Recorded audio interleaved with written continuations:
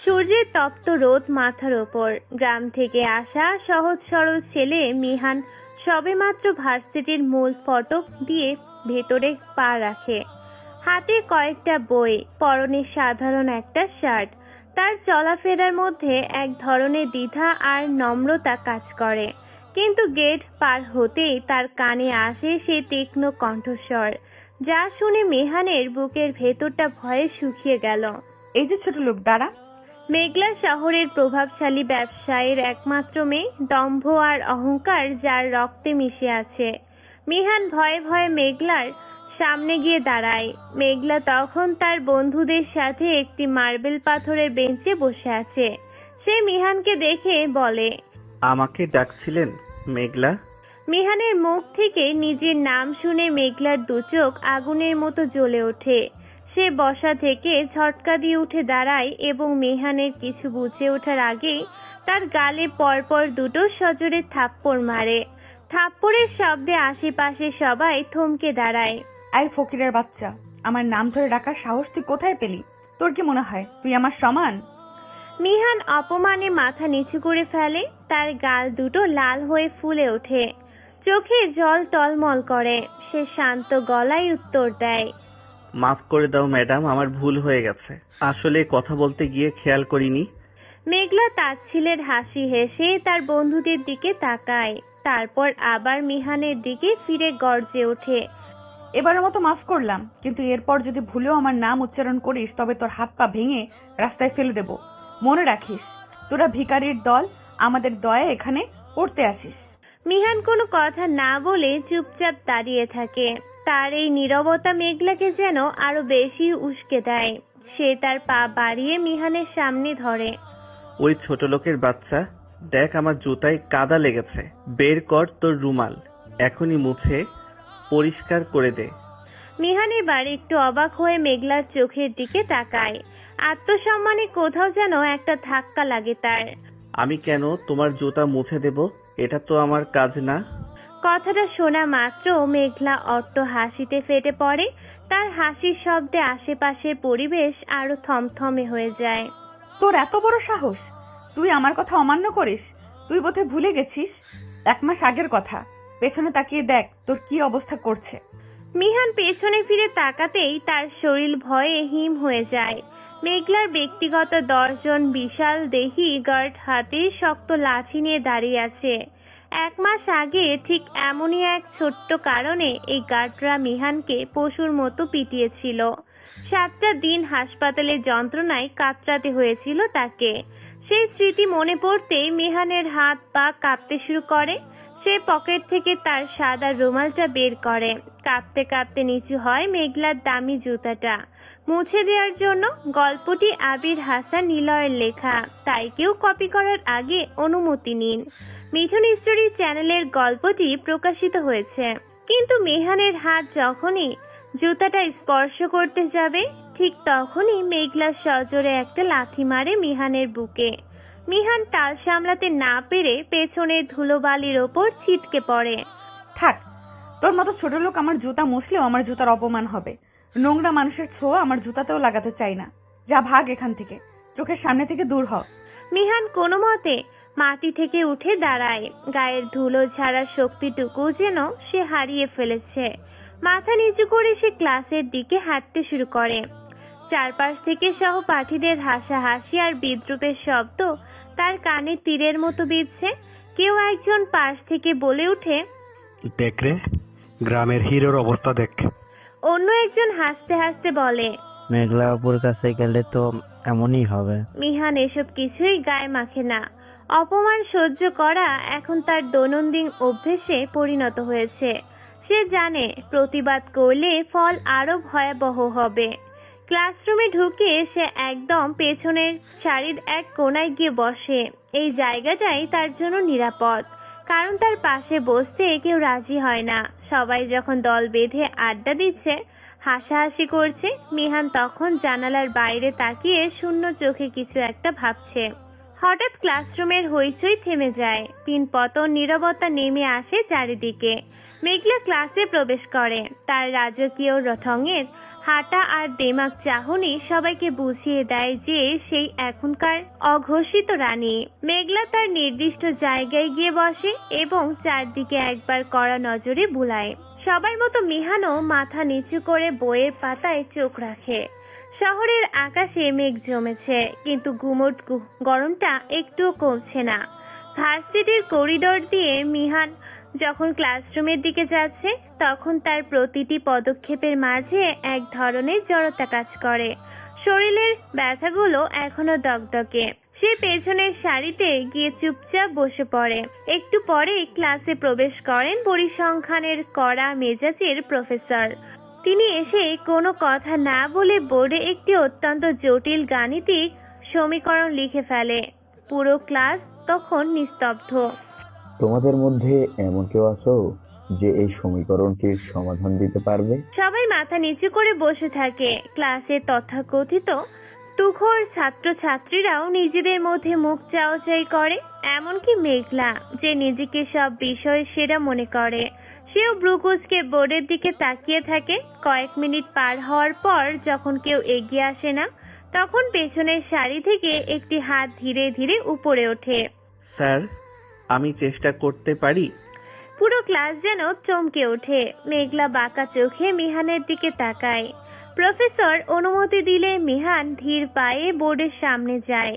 খসখস শব্দে চক চলতে থাকে। মাত্র কয়েক মিনিটের মধ্যে একটি অত্যন্ত জটিল সমস্যার সমাধান খুব সহজভাবে মিহান বুঝিয়ে দেয়। প্রফেসর অবাক হয়ে মিহানের দিকে তাকিয়ে থাকে। চমৎকার! পুরো ক্লাসের মধ্যে শুধু এই ছেলেটি সঠিক উত্তর দিতে পেরেছে। তোমাদের সবার ওকে দেখে শেখা উচিত। প্রফেসর ক্লাস থেকে বেরিয়ে যাওয়ার পর পুরো রুমে এক অদ্ভুত নীরবতা বিরাজ করে। মেঘলার মুখ অপমানে আর রাগে লাল হয়ে ওঠে। যে ছেলেকে সে প্রতিদিন জুতো পরিষ্কার করতে বলে, সেই ছেলেটি আজ তাকে মেধার লড়াইয়ে হারিয়ে দিয়েছে। এটা মেঘলার অহংকারে প্রচন্ড আঘাত করে। ছুটির ঘন্টা বাজার পর মিহান যখন ব্যাগটা কাঁধে নিয়ে গেটের দিকে এগোচ্ছে, ঠিক তখনই মেঘলা তার পথ আটকায়। তার সাথে সে বিশাল দেহী গাটরা। ম্যাডাম, দয়া করে আমার পথ ছাড়ো, দেরি হয়ে যাচ্ছে, আমাকে বাসায় যেতে হবে। মেঘলা এগিয়ে এসে মিহানের শার্টের কলার চেপে ধরে। তার চোখ দিয়ে যেন আগুন ঝরছে। চুপ কর ছোট লোকের বাচ্চা, খুব ব্রিলিয়ান্ট হয়েছিস তাই না? আমার সামনে হিরো সাজার চেষ্টা করিস? তোকে আজ এমন শিক্ষা দিব যে পড়াশোনা ভুলে যাবি। আজ মানুষ কত নিষ্ঠুর। নিষ্ঠুর এই সমাজে গরিবদের কি কোনো দাম নেই? সব জায়গায় শুধু আমরাই নির্যাতিত হই। গরিবরাও তো মানুষ, তাদেরও তো রক্ত মাংসের শরীর আছে। আজ টাকার অহংকারে মানুষ কত নিচে নেমে গেছে। মিহান খুঁড়িয়ে খুঁড়িয়ে তার বাসার দিকে হাঁটতে থাকে। রাত ঘনিয়ে আসে। নির্জন রাস্তা দিয়ে যাওয়ার সময় হঠাৎ একটি পরিচিত মুখ বাড়ির সামনে এসে সে থমকে দাঁড়ায়। এটি শহরের প্রভাবশালী নেতার বাড়ি। হঠাৎ বাড়ির ভেতর থেকে একটি মেয়ের আর্তচিৎকার শুনতে পায় সে। মিহানের বুকের ভেতরটা কেঁপে ওঠে। সে পা টিপে টিপে বাগানের ভেতর দিয়ে জানালার কাছে গিয়ে দাঁড়ায়। জানালার কাচের আড়াল থেকে মিহান যা দেখে তা দেখে তার শরীরের রক্ত টকবক করে ফুটতে শুরু করে। ঘরের ভেতরে নেতার দুই ছেলে মিলে একটি অল্প বয়সী মেয়েকে পাশবিকভাবে নির্যাতন করছে। একজন মেয়েটির দুই হাত শক্ত করে চেপে ধরে আছে, আর অন্যজন পশুর মতো মেয়েটির ওপর ঝাঁপিয়ে পড়েছে। মেয়েটি বাঁচার জন্য আকুতি করছে, কিন্তু ওই নরপশুদের মনে কোনো দয়া নেই। মিহানের চোখে দৃষ্টি মুহূর্তেই বদলে যায়। তার শান্ত চোখের মনি এখন আগুনের গোলার মতো জ্বলছে। সে ধীর পায়ে নেতার বাড়ির পেছনের দরজা দিয়ে ভেতরে প্রবেশ করে। কিছুক্ষণ পর শহরের রাতের নীরবতা ভেঙে যায় পুলিশের সাইরেনের শব্দে। মিহান ততক্ষণে তার ভাঙাচোরা ঘরে ফিরে এসেছে। সে বিছানায় বসে টিভিটা চালু করে। ব্রেকিং নিউজে পুরো শহর তোলপাড়। শহরের প্রভাবশালী নেতার বাড়িতে পাওয়া গেছে তার দুই ছেলের বিবক্ষ লাশ। দুজনের বিশেষ অঙ্গ শরীর থেকে বিচ্ছিন্ন করা হয়েছে এবং প্রতিবারের মতো তাদের পিঠে ধারালো অস্ত্র দিয়ে খোদাই করে লেখা রয়েছে এটির নাম কিং। সারা শহরে আবারও পড়ে গিয়েছে।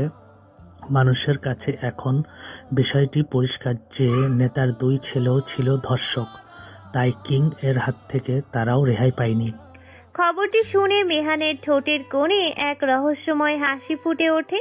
সে জোরে জোরে হাসতে থাকে। সেই হাসিতে কোনো আনন্দ নেই, আছে এক গভীর তৃপ্তি আর প্রতিশোধের নেশা।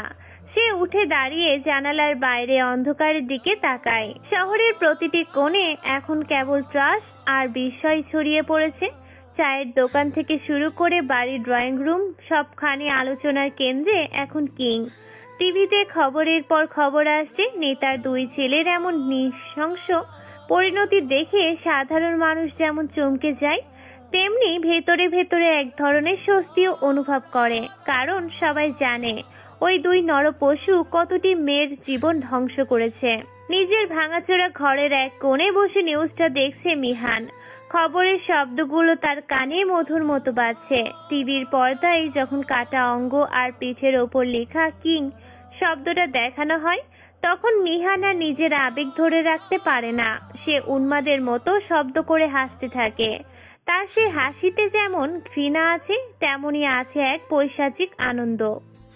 ধর্ষণকারীদের একটাই শাস্তি, আর সেটা হলো মৃত্যু। চিৎকার দিয়ে কথাটা বলে সে হাসতে হাসতে বিছানায় গড়িয়ে পড়ে। তার সারা শরীরে এখনো মেঘলার গার্ডে দেয়া মারের দাগ, কিন্তু সেই ব্যথা এখন আর তাকে স্পর্শ করতে পারছে না। এক অদ্ভুত মানসিক তৃপ্তিতে সে চোখ বুজে ফেলে। পরদিন সকালে সূর্যের আলো মিহানের জানালায় এসে পড়ে। সে ঘুম থেকে উঠে ধীর পায়ে ফ্রেশ হতে যায়।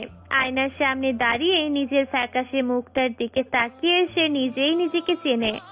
যাই হোক, আগে নিজের আসল পরিচয়টা দেই। আমি মিহান, এই শহরের একটা নামী ভার্সিটিতে অনার্স দ্বিতীয় বর্ষে পড়ি। বাইরে থেকে আমাকে দেখে সাধারণ এক ছাত্র মনে হলেও আমার ভেতরে লুকিয়ে আছে অন্য এক সত্তা। বাকিটা আমার গল্পের সাথে থাকলেই ধীরে ধীরে বুঝতে পারবেন। মিহান নাস্তা সেরে তৈরি হয়ে নেয়। পরনে সেই পুরনো কয়েক জায়গায় তালি দেওয়া থোলা শার্ট। ব্যাগটা একপাশে ছিঁড়ে গেছে, যা কোনো মতে সেলাই করে টিকিয়ে রাখা হয়েছে। এই বেশেই সে ভার্সিটির গেটে গিয়ে দাঁড়ায়। গেট দিয়ে ভিতরে ঢুকতে সে দেখে সব ছাত্রছাত্রী জটলা পাকিয়ে গল্প করছে। সবার মুখে কেবল কিং এর নাম। কেউ বলছে কিং একজন জাদুকর, কেউ বলছে সে শয়তানের দূত, আবার কেউ বলছে সে নিপীড়িতদের ফেরেশতা। মিহান এসব আলোচনা কানে না তুলে সোজা ক্লাসে চলে যায়। প্রতিদিনের মতো সে সবার অগোচরে পেছনের সেই কোণার সিটে গিয়ে বসে। তার উপস্থিতি যেন কারো চোখেই পড়ে না। কিন্তু কিছুক্ষণ পরে ক্লাসে ঝড় তুলে প্রবেশ করে মেঘলা। তার দামি পারফিউমের গন্ধে ক্লাস ভরে যায়। ক্লাসে ঢুকেই মেঘলার নজর পড়ে পেছনের সারিতে বসা মিহানের ওপর। সে গটগট করে মিহানের সামনে গিয়ে দাঁড়ায়। ওই ছোট লোক, তোর কি আর কোনো পোশাক নেই? প্রতিদিন এই একই তালি দেওয়া শার্ট পরে আসিস কেন? এই ঢোলা শার্ট আর জোড়া তালি দেওয়া ব্যাগ দেখে তোকে তো ডাস্টবিনের আবর্জনার মতো লাগে। আরে তোর থেকে তো রাস্তার ভিখারিরা অনেক ভালো পোশাক পরে চলে। মেঘলার এই কথা শুনে তার পাশে দাঁড়িয়ে থাকা বান্ধবী সাদিয়া খিলখিল করে হেসে ওঠে। আরে তুই কাকে কি বলছিস মেঘলা? ও তো নিজেই একটা জীবন্ত ভিখারি। ওর কাছে টাকা আসবে কোথায় থেকে? সব টাকা তো বোধহয় চাল কিনতে শেষ হয়ে যায়। সাদিয়ার কথা শুনে ক্লাসের বাকি সবাই একসাথে হো হো করে হাসতে থাকে। মিহান মাথা নিচু করে নিজের বইগুলো গুছিয়ে রাখার চেষ্টা করে। তার মুখটা রাগে আর অপমানে নীল হয়ে যাচ্ছে, কিন্তু সে নিজেকে নিয়ন্ত্রণ করে। এই ছোট লোক, তোর এই ক্লাসে বসার কোনো যোগ্যতাই নেই। তুই আমার মতো আভিজাতদের সাথে একই ছাদের নিচে থাকার সাহস কিভাবে করিস? কেন ম্যাডাম, আমি তো শুধু ক্লাস করতে এসেছি। কেন মানে? ছোট লোকের বাচ্চা, এখনই বের হ এই ক্লাস থেকে। তোর মতো অস্পৃশ্য মানুষের পাশে বসে আমাদের আভিজাত্য নষ্ট হবে। বের হ বলছি। মেঘলার আদেশে ক্লাসের কয়েকজন ছেলে মিহানের দিকে এগিয়ে আসে। তারা মিহানকে জোর করে চেয়ার থেকে টেনে তোলে। শুরু হয় ধাক্কাধাক্কি। মিহান বাধা দেওয়ার চেষ্টা করলে তারা তাকে শার্টের কলার ধরে হিড় হিড় করে টেনে দরজার দিকে নিয়ে যায়।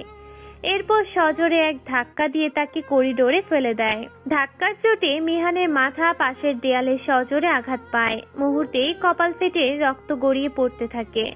গল্পটি আবির হাসান নিলয়ের লেখা, তাই কেউ কপি করার আগে অনুমতি নিন। মিঠুন স্টোরি চ্যানেলের গল্পটি প্রকাশিত হয়েছে।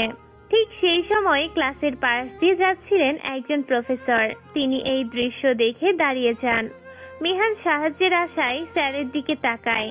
এই বস্তির ছেলে, ক্লাসে না থেকে এখানে করিডোরে বসে নাটক করছিস কেন? স্যার দেখুন না, ক্লাসের সবাই মিলে আমাকে অন্যায়ভাবে ক্লাস থেকে বের করে দিয়েছে।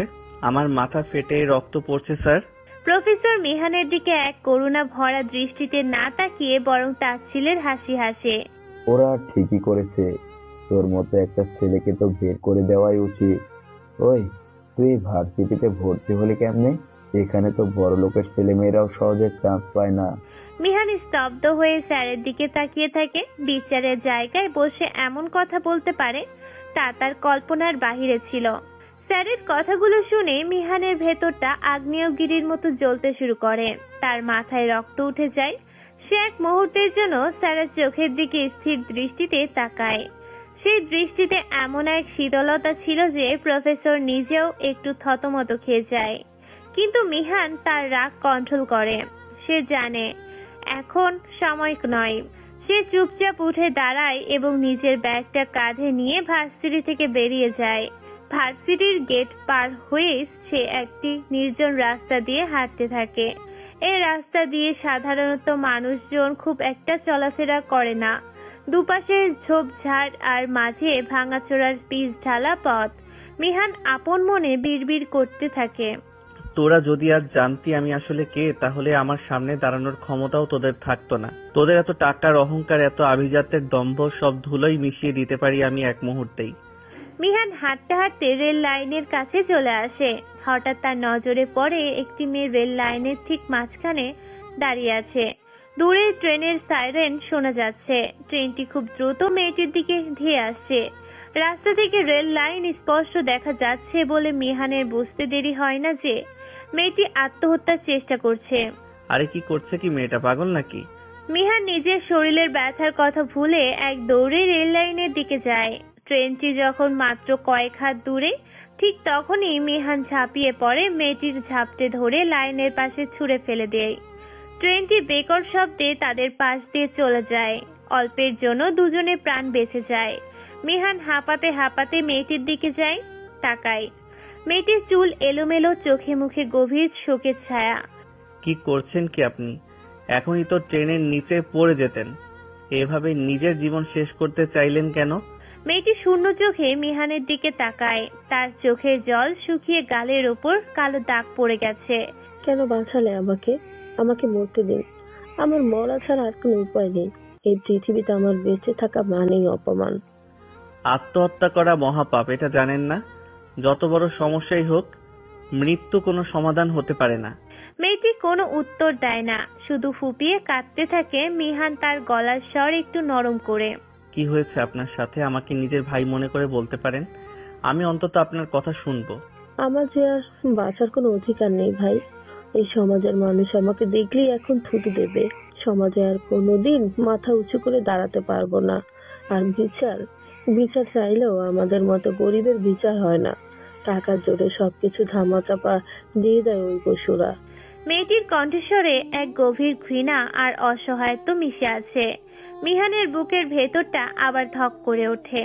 সে বুঝতে পারে এই মেয়েটিও কোনো না কোনো পাশবিকতার শিকার। পরিষ্কার করে বলুন, ঠিক কি হয়েছে আপনার সাথে? কারা আপনার এই অবস্থা করেছে? মিহানের প্রশ্নে মেয়েটি হাউমাউ করে কেঁদে ওঠে। তার সেই কান্না যেন নির্জন রেল লাইনের চারপাশের বাতাসকে ভারী করে তোলে। মিহান জানে এই কান্নার শেষ কোথায়। কিংয়ের তলোয়ার হয়তো খুব শীঘ্রই আবার খাপ থেকে বেরিয়ে আসবে। নির্জন রেল লাইনের পাশে ঝোপঝাড়ের আড়ালে বাতাসে শো শো শব্দ আর দূরে মিলিয়ে যাওয়া ট্রেনের আওয়াজ মিলে এক গুমট পরিবেশ তৈরি করে। মেয়েটি মাটিতে বসে ফুপিয়ে কাঁদছে। তার কান্নার প্রতিটি শব্দ যেন মিহানের বুকের ভেতর তীরের মতো বিঁধছে। মিহান শান্ত হয়ে মেয়েটির পাশে বসে, তার মাথায় পরম মমতায় হাত রাখে। মামুন খানের ছেলে আসিফ আমাকে রোজ বিরক্ত করে। রাস্তা দিয়ে যাওয়ার সময় আজেবাজে কথা বলে। আমি গরিব ঘরের মেয়ে বলে প্রতিবাদ করার সাহস পাই না। আর আজকে যখন আমি কলেজে যাচ্ছিলাম, মেয়েটি কথা বলতে বলতে আবার কান্নায় ভেঙে পড়ে। কান্নার চোটে তার কথা আটকে যায়। মিহান স্থির দৃষ্টিতে সামনের দিকে তাকিয়ে থাকে। তার চোখের মনি এখন আর কোনো সাধারণ ছাত্রের মতো নয়, সেখানে এক ঠান্ডা খুনি সত্তা উকি দেয়। শান্ত হও বোন, তারপর কি হয়েছে বলো, সবটা বলো। আসিফ হঠাৎ একদল গুন্ডা নিয়ে এসে আমাকে জোর করে একটা কালো গাড়িতে তুলে নিয়ে যায়। শহরের বাইরে নির্জন এক বাগান বাড়িতে নিয়ে গিয়ে আমার বেঁচে থাকা শেষ সম্বল, আমার সতীত্ব ওরা কেড়ে নেয়। আমি আর কি নিয়ে বাঁচবো ভাইয়া? লোকে আমাকে দেখলে থুতু দেবে। আমি মরে গেলেই ভালো হতো। মিহান বুক চিরে একটা দীর্ঘশ্বাস ছাড়ে। সে মেয়েটির চোখের জল মুছিয়ে দিয়ে ধীর কণ্ঠে বলে, তুমি বাঁচবে, আবার নতুন করে বাঁচবে। জানি নতুন করে বাঁচা খুব কঠিন, সমাজ অনেক আজে বাজে কথা বলবে, কিন্তু তোমাকে ধৈর্য ধরতে হবে। কে কি বলল সেটা দেখার বিষয় না, একমাত্র বিবেকহীন মানুষরাই তোমাকে কলঙ্কিত বলতে পারে, কিন্তু তুমি ওসব কথায় একদম পাত্তা দেবে না। তুমি পবিত্র, পাপ করেছে ওই জানোয়ারগুলো। মেয়েটি অবাক হয়ে মিহানের দিকে তাকায়। এই নিষ্ঠুর শহরে এমন সান্ত্বনা সে কখনো আশা করেনি। মিহানের কণ্ঠস্বরে এমন এক মায়া আর শক্তি আছে যা তাকে নতুন করে বাঁচার স্বপ্ন দেখায়। চিন্তা করো না, আসিফ ওর প্রাপ্য শাস্তি পাবেই। যতদিন কিং বেঁচে আছে ততদিন কোনো ধর্ষণকারী এই শহরে বুক ফুলিয়ে বেঁচে থাকতে পারবে না। মানে কি? আপনি কি কিংকে চেনেন? মেয়েটির কণ্ঠে ভয় আর বিস্ময়। সে অস্পষ্ট স্বরে মিহানের দিকে চেয়ে থাকে। মিহান একটু রহস্যময় হাসি হাসে। ভয় পেও না, আমি বলছি যে কিং যতদিন এই শহরে আছে ততদিন কোনো অপরাধী পার পাবে না। আজ হোক বা কাল আসিফের বিচার হবেই। তোমার বাড়ি কোথায়? আমি তোমাকে বাড়িতে পৌঁছে দিচ্ছি। ওই তো একটু সামনেই আমার বাসা। মিহান মেয়েটিকে আগলে ধরে তার বাসার গলি পর্যন্ত পৌঁছে দিয়ে আসে। তারপর ধীর পায়ে নিজের বাসার দিকে হাঁটতে থাকে। মিহানের বাসাটি শহরের এক গিঞ্জি এলাকায়। একতলা 3 শেড বাড়ি, মাত্র 2টি রুম, ছোট্ট রুম। সেখানে সে একাই থাকে। ঘরে ঢুকে সে বিছানায় গা এলিয়ে দেয়। তার মাথায় এখন কেবল একটি নাম ঘুরপাক খাচ্ছে, আসিফ। মামুন খান তো মেঘলার নিজের মামা, তার মানে আসিফ মেঘলার মামাতো ভাই। ক্ষমতা আর প্রতিপত্তির জোরেই তারা মানুষকে মানুষ মনে করে না, কিন্তু আসিফ তুই ভুল জায়গায় হাত দিয়েছিস। ক্লাসের পরিবেশ আজ বেশ আনন্দময়। একটু পরে মেঘলা ক্লাসে ঢোকে।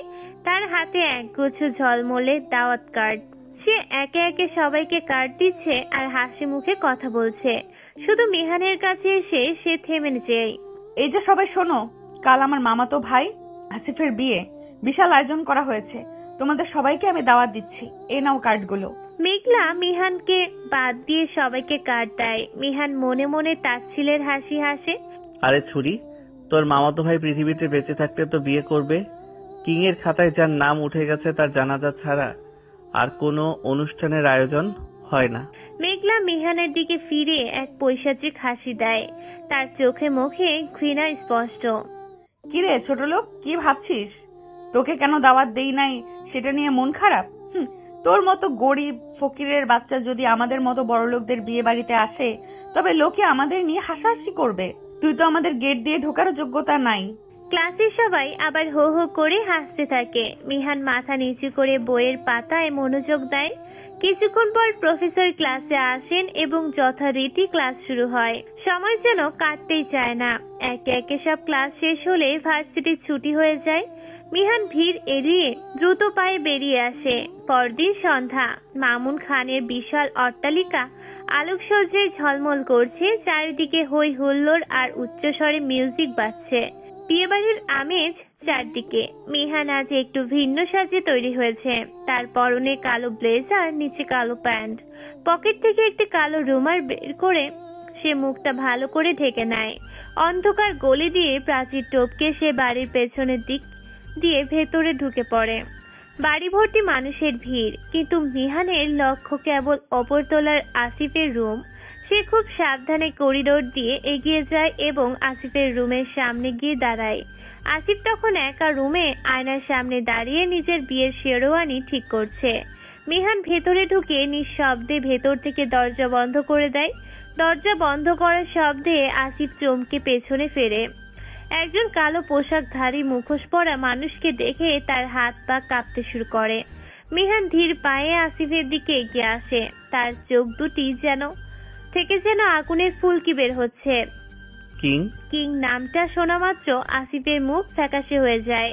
তার পুরো শরীর ঘামতে শুরু করে। সে জানে কিং এর হাত থেকে আজ পর্যন্ত কেউ রেহাই পায়নি। সে ঝট করে মিহানের পা জড়িয়ে ধরে কাঁদতে শুরু করে। মিহান ঘৃণা ভরে আসিফের দিকে তাকায়। সে আসিফের হাত থেকে নিজের পা সরিয়ে নেয়। তোকে ছেড়ে দেব? পারবি তুই? পারবি ওই মেয়েটির ইজ্জত ফিরিয়ে দিতে, যার জীবন তুই কয়েক মিনিটের লালসার জন্য ধ্বংস করেছিস? কি হলো, পারবি? আসিফ কোনো কথা বলতে পারে না, কেবল ভয়ে ফুপিয়ে কাঁদে। মিহানের কণ্ঠস্বর এখন বজ্রের মতো শোনায়। একজন নারীর সবচেয়ে বড় সম্পদ হলো তার ইজ্জত আর সম্মান। তুই ক্ষমতার দম্ভে সেটা কেড়ে নিয়েছিস। তুই কি ভেবেছিস তোর টাকা দিয়ে সব অপরাধ ধামাচাপা দিবি? কিং এর চোখে ধর্ষণকারীর একটাই শাস্তি, আর সেটা হলো মৃত্যু।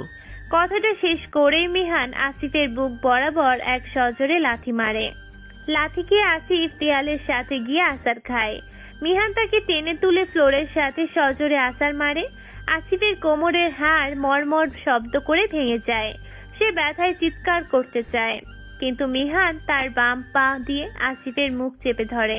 মিহান তার ব্লেজারের ভেতর থেকে একটি অত্যন্ত ধারালো ছুরি বের করে। ছুরিটা লাইটের আলোয় চিকচিক করে ওঠে। মিহান নির্দয়ভাবে আসিফের দিকে তাকিয়ে তার বিশেষ অঙ্গটি কুচি কুচি করে কাটতে শুরু করে। রক্তে পুরো ফ্লোর লাল হয়ে যায়। আসিফের গলার গোঙানি ঘরের ভেতর কুমড়ে মরে। যন্ত্রণায় আসিফের চোখ দুটো কোটর থেকে বেরিয়ে আসার উপক্রম হয়। অবশেষে আসিফের ছটফটানি কমানোর জন্য মিহান আর তার ধারালো ছুরিটা আসিফের বুকের ঠিক মাঝখানে আমূল বসিয়ে দেয়।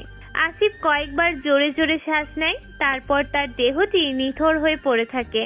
মিহান আসিফের নিথর দেহের ওপর দাঁড়িয়ে তার পিঠে ধারালো ছুরি দিয়ে খোদাই করে লিখে কিং। রুমের বাইরে তখন বিয়ের বাদ্য বাজছে, আর ভেতরে এক পশুর জীবনের অবসান ঘটেছে। মিহান জানালা দিয়ে অন্ধকারের মাঝে মিলিয়ে যায়।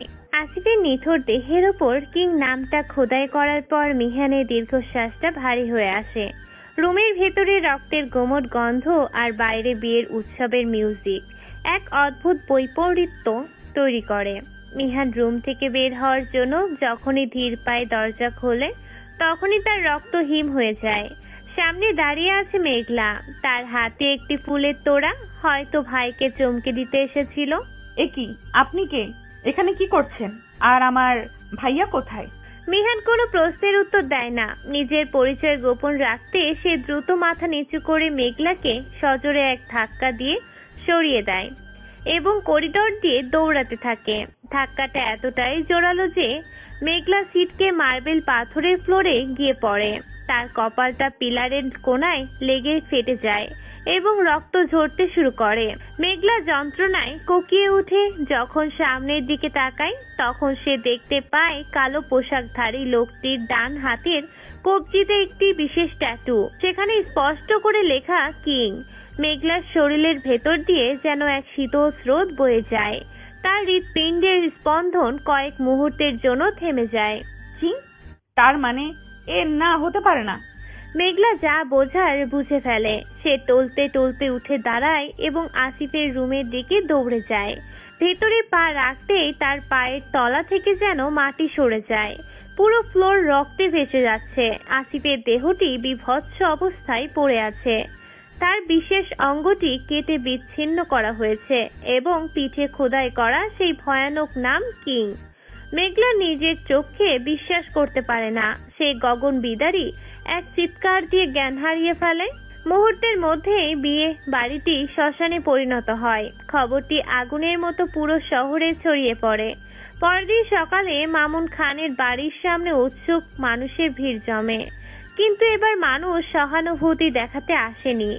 আসিফের কুকীর্তি যখন জানাজানি হয়, তখন শহরের মানুষ মামুন খানকে দেখলেই ঘৃণা ভরে থুতু দেয়।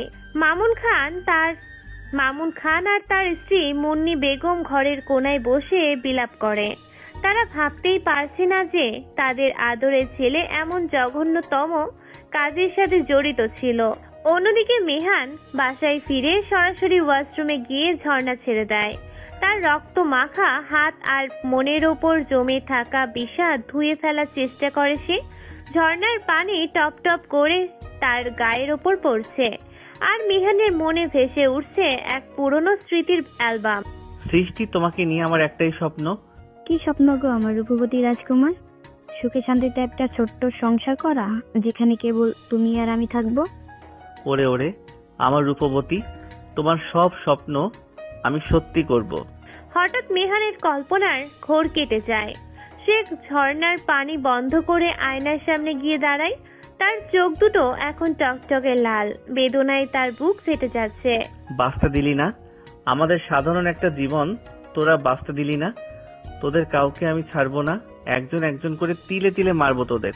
মিহান শরীরের সমস্ত শক্তি দিয়ে চিৎকার করে ওঠে। তার সেই চিৎকার টিনের চালের ঘর ভেদ করে রাতের আকাশে হারিয়ে যায়। পরের দিন মিহান ভার্সিটিতে যায়। তার চেহারা আগের মতোই মলিন আর সাধারণ। আজ ক্লাসে মেঘলা নেই। হয়তো ভাইয়ের মৃত্যু আর নিজের কপালে আঘাতের কারণে সে শয্যাশায়ী।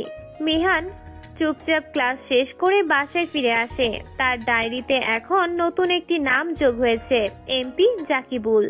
এমপি জাকিবুল আজই বিদেশ থেকে দেশে ফিরেছে। 1 মাস আগে একটি কলেজ ছাত্রীকে ধর্ষণ করে হত্যার দায়ে তার বিরুদ্ধে মামলা হলেও ক্ষমতার জোরে সে পার পেয়ে যায়। আজ সে নিজের সুরম্য অট্টালিকায় আয়েশ করে বসে থাকে, কিন্তু সে জানে না যে যমদূত তার দরজায় কড়া নাড়ছে। রাত তখন গভীর, ঘড়িতে 12টার কাঁটা ছুঁই ছুঁই। মেহান তার চিরচেনা কালো ব্লেজার পরে আর কালো রুমাল দিয়ে মুখ ঢেকে জাকিবুলের বাড়ির সামনে গিয়ে দাঁড়ায়। চারিদিকে কড়া নিরাপত্তা, কিন্তু কিং এর জন্য কোনো দেয়ালই বাঁধা নয়। মিহান বাড়ির পেছনের দেয়াল টপকে ভেতরে ঢোকে এবং একটি পানির পাইপ দিয়ে সাবলীলভাবে দোতলার বারান্দায় উঠে আসে। সে নিঃশব্দে জানালার পর্দা সরিয়ে ঘরের ভেতর ঢোকে। দেখে জাকিবুল তার স্ত্রীর সাথে খুব রোমান্টিক মেজাজে আছে।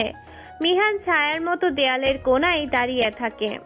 রোম্যান্স করা শেষ হলে মৃত্যুর জন্য তৈরি হ জাকিবুল।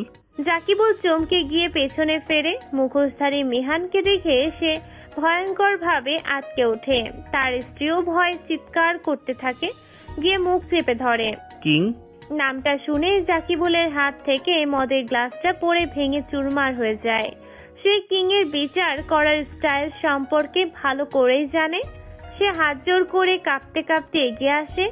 মিহান তার পকেট থেকে ধারালো ছুরিটি বের করে। তার কণ্ঠে এক অমানুষিক কাঠিন্য খেলা করে। টাকা দিয়ে সবকিছু কেনা যায় না রে মূর্খ।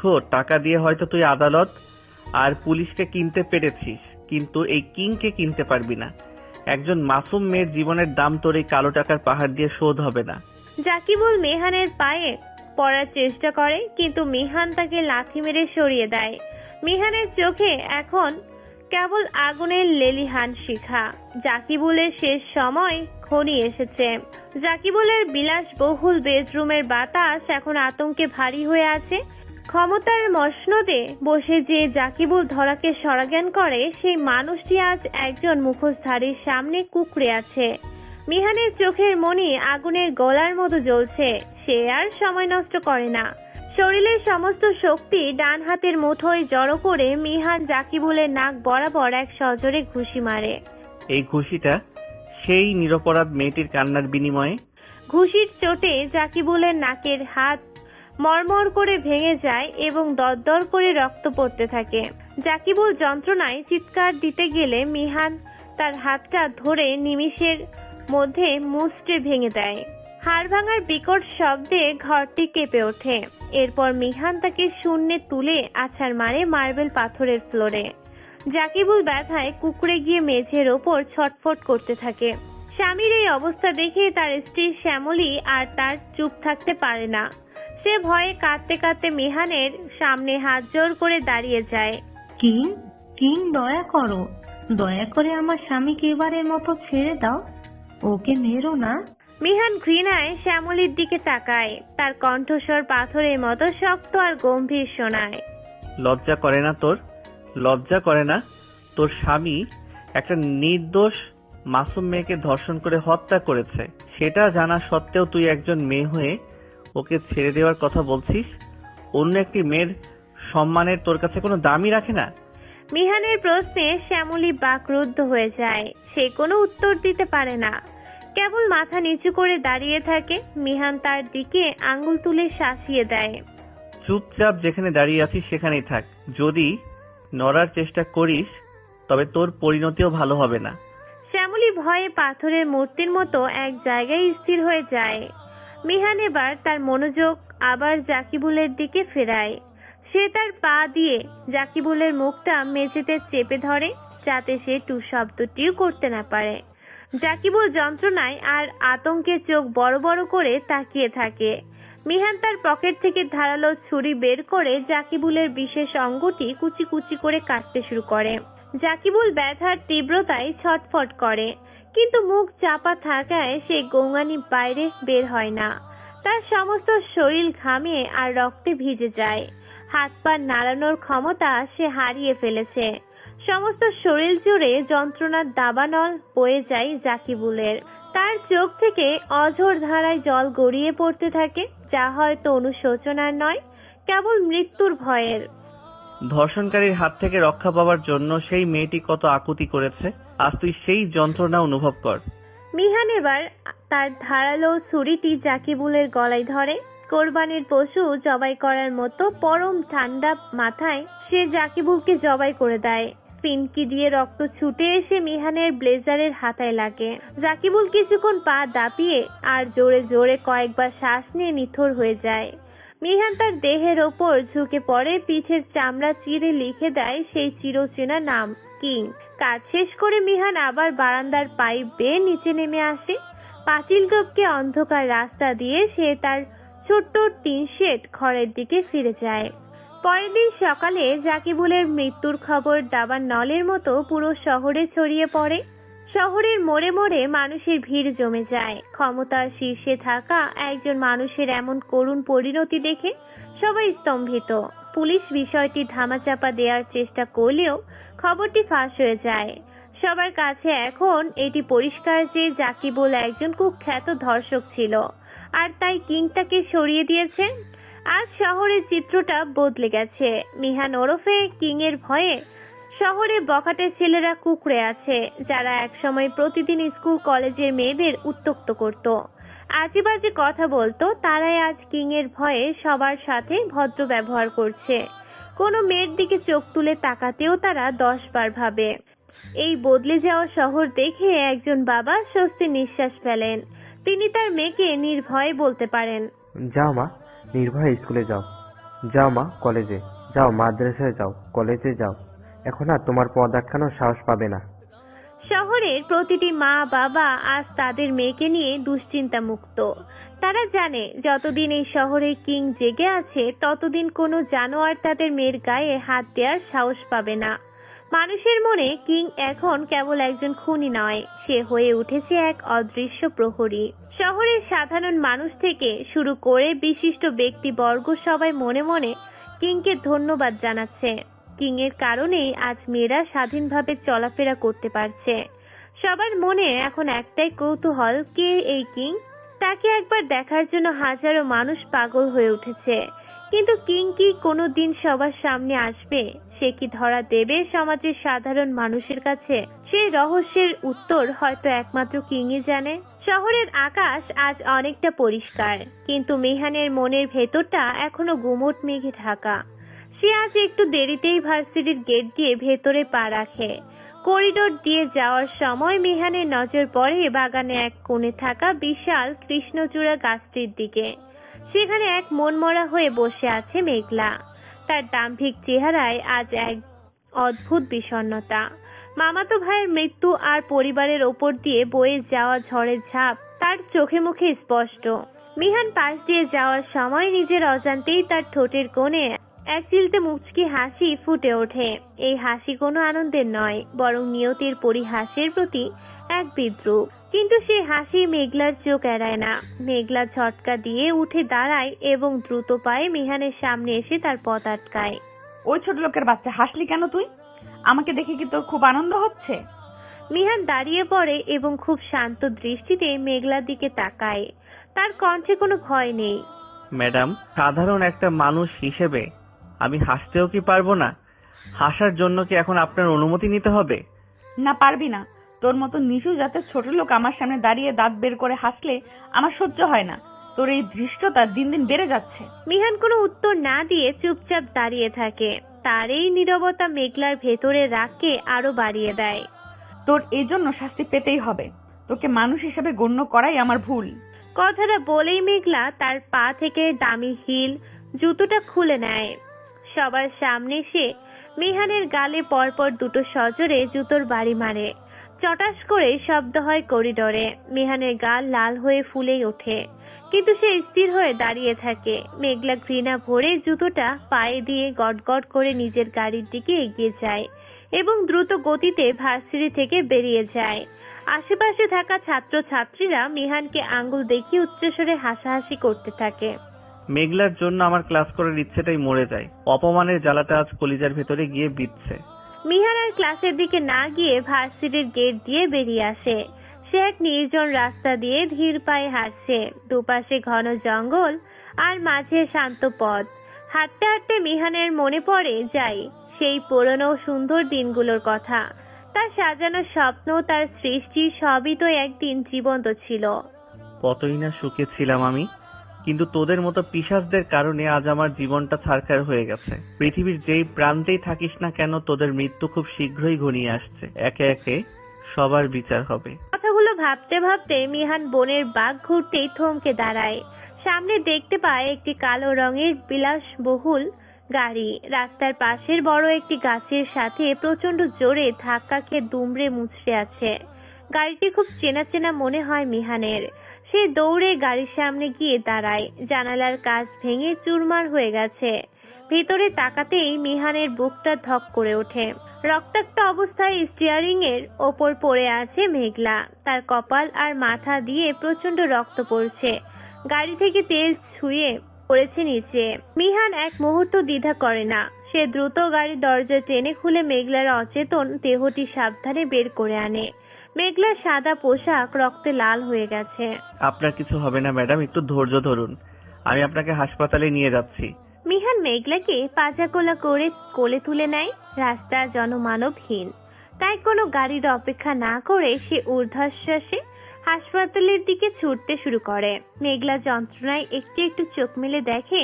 সে ঝাপসা চোখে দেখতে পায় মিহানের ঘর্মাক্ত মুখ। যে মানুষটিকে সে প্রতিদিন পশুর মতো অপমান করে, আজ সেই মানুষটাই তাকে বাঁচানোর জন্য জীবন বাজি রেখে ছুটেছে। মেঘলা মনে মনে বলে, এই মানুষটাকে সবার সামনে এত অপমান করলাম, এত কষ্ট দিলাম, আজ সেই মানুষটাই আমাকে বাঁচানোর জন্য অস্থির হয়ে পড়েছে। কেন মিহান? মিহান হাসপাতালে পৌঁছে চিৎকার করে ডাক্তারদেরকে ডাকতে থাকে। তার আকুতি দেখে দ্রুত স্ট্রেচার নিয়ে নার্সরা এগিয়ে আসে।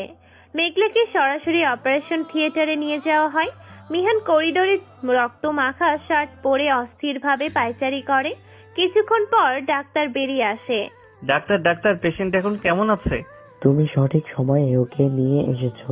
আর 10টা মিনিট দেরি হলে অতিরিক্ত রক্তক্ষরণে তাকে আর বাঁচানো যেত না। এখন পেশেন্ট সম্পূর্ণ ঠিক আছে। কয়েকদিন রেস্ট নিলেই সে সুস্থ হয়ে বাড়ি ফিরতে পারবে। ডাক্তার চলে যাওয়ার পর মিহান একটা লম্বা শ্বাস ফেলে। খবর পেয়ে মেঘলার বাবা মা তড়িঘড়ি করে হাসপাতালে ছুটে আসেন। তাদের আসতে দেখে মিহান নিঃশব্দে হাসপাতাল ছেড়ে নিজের বাসার দিকে রওনা দেয়। সে চায় না তার পরিচয় কারোর সামনে আসুক। পরের দিন মিহান আবার সেই মলিন শার্ট পরে ভার্সিটিতে আসে। এর যথাবিধি ক্লাসে পেছনের সারি সে অন্ধকার সিটে গিয়ে বসে। একটু পরে ক্লাসে প্রবেশ করে মেঘলা। তার মাথায় সাদা ব্যান্ডেজ বাঁধা। হাঁটা চলায় এখনো কিছুটা দুর্বলতা, কিন্তু আজ সে কারোর দিকে না তাকিয়ে সরাসরি মিহানের কাছে চলে আসে। আজকে থেকে আর আমাকে ম্যাডাম বলে ডাকবে না, এটা আমার আদেশ। মিহান অবাক হয়ে মেঘলার চোখের দিকে তাকায়। সেখানে আজ কোনো অহংকার নেই, আছে এক অদ্ভুত কৃতজ্ঞতা। তাহলে কি বলে ডাকবো? আমার নাম ধরে ডাকবে, শুধু মেঘলা বলবে। মিহান একটু স্নান হাসে এবং মাথা নাড়ায়। না ম্যাডাম, আমার মতো ছোট লোকের মুখে আপনার নাম ধরে ডাকা শোভা পায় না। আপনি বড় ঘরের মেয়ে আর আমি রাস্তার সাধারণ একজন মাফ করবেন, আমি আপনার নাম ধরে ডাকতে পারবো না। মেঘলা কিছু একটা বলতে গিয়েও থেমে যায়। তার চোখে জল টলমল করে ওঠে। ঠিক সেই মুহূর্তে প্রফেসর ক্লাসে ঢোকেন। মেঘলা অনিচ্ছা সত্ত্বেও নিজের সিটে গিয়ে বসে, কিন্তু তার মন পড়ে থাকে পেছনে সে নিঃসঙ্গ ছেলেটার কাছে। ভার্সিটির করিডোর আজ সাত সাত রবে মুখরিত। প্রফেসরের হাসি খুশি মুখ আর চারদিকের ব্যস্ততা দেখে বোঝা যায় কোনো বড় আয়োজন সামনে। ক্লাসরুমে ঢুকে প্রফেসর সবার উদ্দেশ্যে হাত উঁচিয়ে নীরবতা বজায় রাখার সংকেত দেন। তোমাদের সবার উদ্দেশ্যে একটা খবর আছে, কালকে আমাদের ভার্সিটিতে একটা বিরাট অনুষ্ঠান হবে। এখানে ভার্সিটির সব ছাত্রছাত্রী সহ শহরের বিশিষ্ট ব্যক্তিরা উপস্থিত থাকবে। আর এই অনুষ্ঠানের প্রধান অতিথি হিসেবে আসছেন দেশের অন্যতম সফল বিজনেস চাকুইন ইয়াকুব আলী। ইয়াকুব আলী নামটা শোনা মাত্র মিহানের বুকের ভেতরটা যেন কেউ ধারালো অস্ত্র দিয়ে মুচড়ে দেয়। হৃদস্পন্দন মুহূর্তের জন্য থেমে যায় তার। চোখ দুটো ভিজে ওঠে এক লহমায়। আবছা চোখে সে জানালার বাইরে তাকিয়ে থাকে, আর গাল দিয়ে দুফোঁটা তপ্ত অশ্রু গড়িয়ে পড়ে বইয়ের পাতায়। আর শোনো, আজ অনুষ্ঠানের প্রস্তুতির জন্য কোনো ক্লাস হবে না, তোমরা এখন যেতে পারো। প্রফেসর বেরিয়ে যাওয়ার পর সবাই হইচই করতে করতে বের হয়ে যায়। মিহানও ধীর পায়ে ভার্সিটির গেটের দিকে এগোতে থাকে। ঠিক তখনই গেটের কাছে মেঘলা মিহানের পথ আটকে দাঁড়ায়। মেঘলার চোখে এখন আর সেই অহংকার নেই, বরং এক অদ্ভুত অনুশোচনা খেলা করে। শোনো, আমি জানি আমি তোমার সাথে অনেক অন্যায় করেছি, অনেক অপমান করেছি তোমাকে। প্লিজ আমাকে দয়া করে মাফ করে দাও। মিহান থামে। সে স্নান হাসে এবং মেঘলার চোখের দিকে সরাসরি তাকায়। আপনাদের মতো বড় লোকরা তো তাই পারে, গরিবদের সাথে অন্যায় করা, তাদের তুচ্ছ তাচ্ছিল্য করা আপনাদের মজ্জাগত। আজ আমার জীবন বাঁচানোর পর আপনার দয়া হয়েছে, তাই না? দেখো, আমি সত্যিই আমার ভুল বুঝতে পেরেছি। আমি সেই মেঘলা আর থাকতে চাই না। আমি আপনাকে ক্ষমা করতে পারবো কিনা সেটা আমি নিজেও জানি না। ক্ষতের দাগ শুকিয়ে গেলেও ব্যথার স্মৃতি মুছে যায় না। কথাটা বলে মিহান আর দাঁড়ায় না। সে হন হন করে নিজের বাসার দিকে হাঁটা শুরু করে। মেঘলা দীর্ঘশ্বাস ফেলে তার গাড়িতে গিয়ে বসে। তার মনটা আজ বড় বেশি অস্থির। গল্পটি আবির হাসান নিলয়ের লেখা, তাই কেউ কপি করার আগে অনুমতি নিন। মিঠুন স্টোরি চ্যানেলের গল্পটি প্রকাশিত হয়েছে। পরের দিন ভার্সিটির বিশাল অডিটোরিয়ামে তিল ধারণের জায়গা নেই। মিহান ইচ্ছে করেই অনুষ্ঠানে অনেক দেরি করে আসে। তার আসার বিন্দু মাত্র ইচ্ছে ছিল না, কিন্তু প্রিয় আর খুব চেনা সে মানুষটিকে একবার দূর থেকে দেখার তৃষ্ণা তাকে এখানে টেনে নিয়ে আসে। স্টেজের আলোয় উদ্ভাসিত হয়ে দাঁড়িয়ে আছেন ইয়াকুব আলী। তিনি তার জীবনের সফলতা আর সংগ্রামের গল্প শোনাচ্ছেন সবাইকে। মিহান পেছনের একটি পিলারের আড়ালে দাঁড়িয়ে এক দৃষ্টিতে তার দিকে তাকিয়ে থাকে। মিহান মনে মনে বলে, বাবা, জানি তুমি অনেক কষ্টে আছো আমাকে নিয়ে। শহরের অনুষ্ঠানে তুমি ঘুরে বেড়াও শুধু আমাকে খোঁজার জন্য। আমি ভালো আছি বাবা, তুমি একদম চিন্তা করো না। খুব তাড়াতাড়ি আমি তোমাদের কাছে ফিরে আসবো, কিন্তু তার আগে আমার কিছু অসম্পূর্ণ কাজ শেষ করতে হবে। মিহান যখন চোখে জল মুছবে, ঠিক তখনই পেছন থেকে মেঘলা এসে তার পাশে দাঁড়ায়। সে অনেকক্ষণ ধরে মিহানকে লক্ষ্য করছে। কি হয়েছে মিহান, তুমি এভাবে একা দাঁড়িয়ে কান্না করছো কেন? কই না তো। কই মানে? আমি পরিষ্কার দেখলাম তোমার চোখে পানি। আমাকে কি তুমি এতটাই বোকা ভাবো? না মানে চোখে কিছু একটা পড়েছে তাই। মিহান কথা এড়িয়ে ওখান থেকে চলে যাওয়ার জন্য পা বাড়ায়, কিন্তু মেঘলা চট করে মিহানের হাত টেনে ধরে বলে, মিছে বাহানা কেন করছো? আমার কথার জবাব দিয়ে যাও। মিহান এবার একটু রেগে যায়। সে নিজের হাতটা ছাড়িয়ে নেওয়ার চেষ্টা করে। হাত ছাড়ুন আমার মতো একটা ছোট লোকের হাত কেন ধরেছেন? আপনার সম্মান যাবে তো, হাত ছাড়েন বলছি। না, ছাড়বো না। আগে আমার কথার জবাব দাও, কেন কাঁদছিলে তুমি? মেঘলা যখন কথাগুলো বলছে তখন তার দৃষ্টি হঠাৎ স্থির হয়ে যায় মিহানের হাতের কবজির দিকে। মিহানের ব্লেজারের হাতা কিছুটা ওপরে উঠে গেছে, সেখানে স্পষ্ট করে খোদাই করা একটি ট্যাটু কিং। মেঘলা চমকে গিয়ে পাথর হয়ে যায়। ঠিক এমন একটি ট্যাটুই সে দেখেছিল সেই রাতে আসিফের হত্যাকারীর হাতে। কে তুমি, আর এই ট্যাটু তোমার হাতে কেন? আমি একজন সাধারণ ছোট লোক, গরিব ঘরের ছেলে। আপনার সব প্রশ্নের উত্তর দেওয়া আমার কাজ না। না, তুমি সেই সাধারণ মিহান নও, তুমি অন্য কেউ। সত্যি করে বলো, তোমার আসল পরিচয় কি? দেখেন মেঘলা, আমাকে যেতে দিন বলছি, বেশি বাড়াবাড়ি করবেন না। কথার জবাব না দিয়ে তুমি এক পাও নড়তে পারবে না। আমি এই একই ট্যাটু কিং এর হাতে দেখেছি। তুমি কি সেই খুনি সত্যি করে বলো। মিহানের ধৈর্যের বাঁধ ভেঙে যায়। নিজের পরিচয় প্রকাশ হয়ে যাওয়ার ভয়ে আর উত্তেজনায় সে আর নিজেকে সামলাতে পারে না। সে ঝটকা দিয়ে নিজের হাত ছাড়িয়ে নিয়ে ঠাস ঠাস করে মেঘলার গালে দুটো সজোরে থাপ্পড় বসিয়ে দেয়। গল্পটি আবির হাসান নিলয়ের লেখা, তাই কেউ কপি করার আগে অনুমতি নিন। মিঠুন স্টোরি চ্যানেলে গল্পটি প্রকাশিত হয়েছে। থাপ্পড়ের ধাক্কায় মেঘলা টাল সামলাতে না পেরে পিছিয়ে যায়। তার ঠোঁট ফেটে রক্ত গড়াতে থাকে। মেহানের কণ্ঠস্বর এখন আর সেই শান্ত মেহানের মতো নয়, বরং তা হিংস্র আর ভয়ানক। তুই কে রে যে তোকে আমার সব কথার জবাব দিতে হবে? নিজের সীমার মধ্যে থাক, সীমানা অতিক্রম করার চেষ্টা করিস না। মনে রাখিস, কিং কারো কাছে জবাবদিহি করে না। কথাটা বলেই মিহান ভিড়ের মধ্যে মিশে যায় এবং দ্রুত অডিটোরিয়ামের থেকে বেরিয়ে বাসায় চলে যায়। মেঘলা ফ্লোরের উপর স্তব্ধ হয়ে দাঁড়িয়ে থাকে। গালে হাত দিয়ে সে অবিশ্বাসের দৃষ্টিতে সামনের দিকে তাকিয়ে থাকে। তার সমস্ত শরীর কাঁপছে। যে মিহানকে সে শান্ত ভেবেছিল, তার ভেতরে যে এমন আগ্নেয়গিরি লুকিয়ে আছে তা সে ভাবতেও পারেনি। মেঘলা টলতে টলতে নিজের গাড়ির দিকে এগিয়ে যায়। তার মাথায় এখন কেবল একটি চিন্তা, মিহানের কি সেই কিং? ভার্সিটির অডিটোরিয়ামে সেই অনাকাঙ্ক্ষিত ঘটনার পর মিহান দ্রুত নিজের ডেরায় ফিরে আসে। মনের ভিতরে এক প্রচন্ড অস্থিরতা কাজ করে। সে হাত মুখ ধুয়ে ফ্রেশ হয়ে নেয় এবং শরীরটা একটু বিশ্রাম দেওয়ার জন্য বিছানায় এলিয়ে পড়ে। দুপুরে সামান্য কিছু খাবার খেয়ে সে গভীর ঘুমে তলিয়ে যায়। বিকেলে যখন ঘুম ভাঙে তখন সূর্যের আলো স্নান হয়ে এসেছে। মিহান উঠে ফ্রেশ হয় এবং মনের গুমোট ভাব কাটাতে নির্জন রাস্তায় কিছুটা সময় হাঁটাহাঁটি করে। সন্ধ্যায় ফেরার পথে রাতের জন্য কিছু খাবার কিনে নিয়ে সে বাসায় ঢোকে। তাতে সাথেই সে তার সাধারণ খাবারটুকু খেয়ে ঘুমিয়ে পড়ে। পরদিন সকালে মিহানের ঘুম ভাঙে পাখির কিচিরমিচির শব্দে নয়, বরং এক অজানা আশঙ্কায়। সে বিছানা ছেড়ে উঠে ফ্রেশ হয় এবং প্রতিদিনের অভ্যাস মতো খবর শোনার জন্য টিভিটা চালু করে। টিভির পর্দায় ব্রেকিং নিউজের লাল সংকেত জ্বলছে। নিউজ আঙ্কেলের কণ্ঠস্বর অত্যন্ত আতঙ্কিত। দেশে আবারও স্থির হয়ে উঠেছে এক দুর্ধর্ষ নারী পাচারকারীর চক্র। এরা দিনে দুপুরে কলেজ আর ভার্সিটির মেয়েদের অপহরণ করে সীমান্ত পার করে বিদেশে পাচার করে দিচ্ছে। এরই মধ্যে আমাদের শহরের বিশিষ্ট ব্যবসায়ী সাকিবুল চৌধুরীর একমাত্র মেয়ে মেঘলা চৌধুরী সহ আরো অনেক মেয়ে নিখোঁজ হয়েছে। পুলিশ আপ্রাণ চেষ্টা চালাচ্ছে, কিন্তু এখনো পর্যন্ত কোনো কুল কিনারা করতে পারেনি। আপনারা সবাই সাবধানে থাকুন। খবরটা শোনা মাত্র মিহানের পায়ের তলা থেকে যেন মাটি সরে যায়। সে মাথায় হাত দিয়ে সোফায় বসে পড়ে।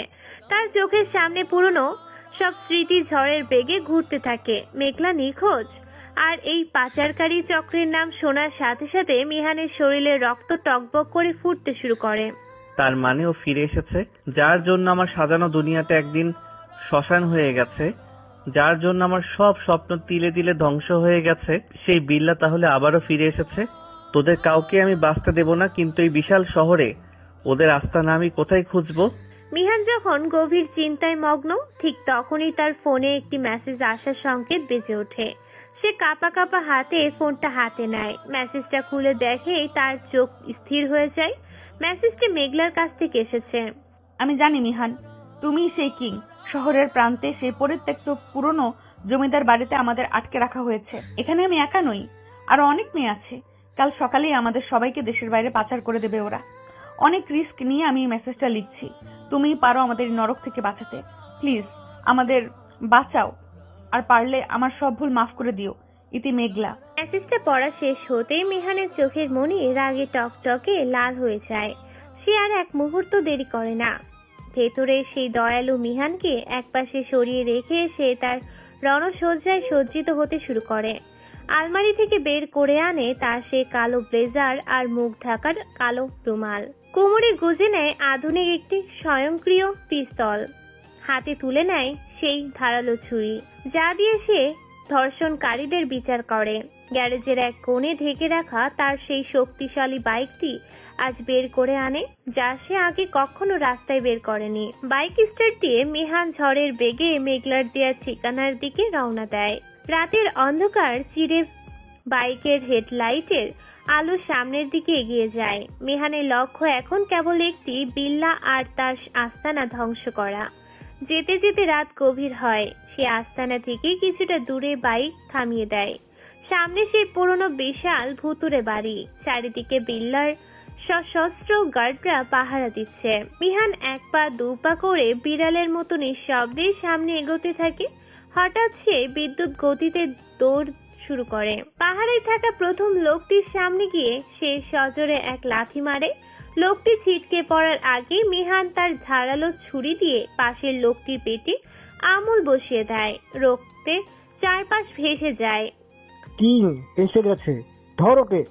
চিৎকার শুনে আরো অনেক লোক ছুটে আসে। মিহান আর দেরি না করে কোমর থেকে পিস্তল বের করে গুলি চালাতে শুরু করে। চারদিকে গুলির শব্দে রাতের নিস্তব্ধতা খান খান হয়ে যায়।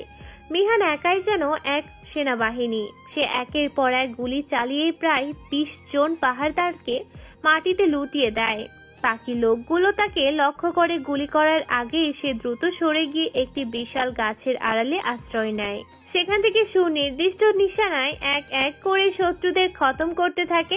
দীর্ঘক্ষণের রক্তক্ষয়ী মোকাবিলার পর বাইরের সব পাহারাদারকে নিকেশ করে মেহান আস্তানার গেটের সামনে এসে দাঁড়ায়। ভেতরে ঢোকার আগে সে পুলিশকে ফোন করে সঠিক লোকেশন জানিয়ে দেয় এবং দ্রুত আসার জন্য বলে। মিহান যখন আস্তানার ভেতরে ঢোকে তখন চারিদিকে দৃশ্য দেখে তার গা শিউরে ওঠে। বিশাল একটি হলরুমে সারি সারি মেয়েকে দড়ি দিয়ে বেঁধে রাখা হয়েছে। তাদের মধ্যে ভয়ার্ত চোখে মেঘলাও বসে আছে। মিহানকে দেখা মাত্র মেঘলার চোখে আশার আলো ফুটে ওঠে। তার ঠোঁটের কোণে ম্লান একটা হাসি দেখা যায়। মেঘলা মনে মনে বলে, জানতাম তুমি আসবে, তুমি আমাকে মরতে দেবে না, আমি জানতাম। কিন্তু মিহানের নজর তখন হলের শেষ প্রান্তে বসে থাকা সেই লোকটির দিকে। সেই কুখ্যাত বিল্লা। লোকটিকে দেখা মাত্রই মিহানের মাথার ওপর সব শিরা যেন ছিঁড়ে যাবে, এমন রাগে সে ফেটে পড়ে। আসো আসো কিং ওরফে মিহান, এসো। তোমার জন্যই তো আমি অধীর আগ্রহে অপেক্ষা করছিলাম। আমি জানতাম তুমি আমাকে মারতে ঠিকই আসবে, কিন্তু মিহান আজ আমি মরবো না, আজ মরবি তুই। বিল্লা হাততালি দিতেই চারপাশে আড়াল থেকে আরো একদল সশস্ত্র লোক বেরিয়ে আসে এবং মিহানকে ঘিরে ফেলে। মিহান তার পিস্তলটা শক্ত করে ধরে দাঁতে দাঁত চেপে বলে, আজ তোদের মধ্যে কেউ বাঁচবে না, তোদের পাপের ঘোড়া পূর্ণ হয়ে গেছে। মিহান এক উন্মাদের মতো লড়াই শুরু করে। তার হাতে থাকা ছুরি আর পিস্তল যেন মৃত্যুর জায়গা খাইছে। একের পর এক লোক মাটিতে লুটিয়ে পড়ছে, কিন্তু লোক সংখ্যা এতই বেশি যে মিহানকে হিমশিম খেতে হয়। সে যখন ধীর বিক্রমে সবাইকে মারছে, ঠিক তখনই বিল্লা পেছন থেকে একটি ভারী লোহার রড নিয়ে এসে মিহানের মাথায় সজোরে আঘাত করে। প্রচন্ড আঘাতের চোটে মিহানের চোখের সামনে দুনিয়াটা অন্ধকার হয়ে আসে। সে টাল সামলাতে না পেরে যন্ত্রণায় চিৎকার করে মাটিতে লুটিয়ে পড়ে। তার কপাল ফেটে রক্ত ঝরঝর করে গড়িয়ে পড়ে মেঝেতে। মেঘলা চিৎকার করে কাঁদতে শুরু করে। বিল্লা অট্ট হাসিতে ফেটে পড়ে। পুরনো সেই বাড়ির স্যাঁতস্যাঁতে মেঝেতে রক্ত আর ধুলোর মাঝে পড়ে আছে মিহান। মাথার ক্ষত থেকে গরম রক্ত গড়িয়ে তার বাম চোখটা প্রায় বুঝিয়ে দিচ্ছে।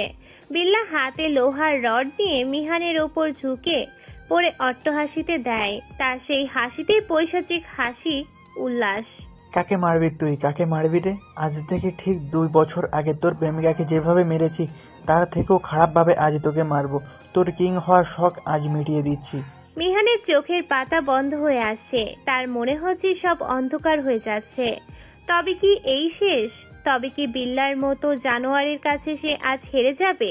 ঠিক সেই মুহূর্তেই মিহানের অবচেতন মনে সৃষ্টির মুখটা ভেসে ওঠে।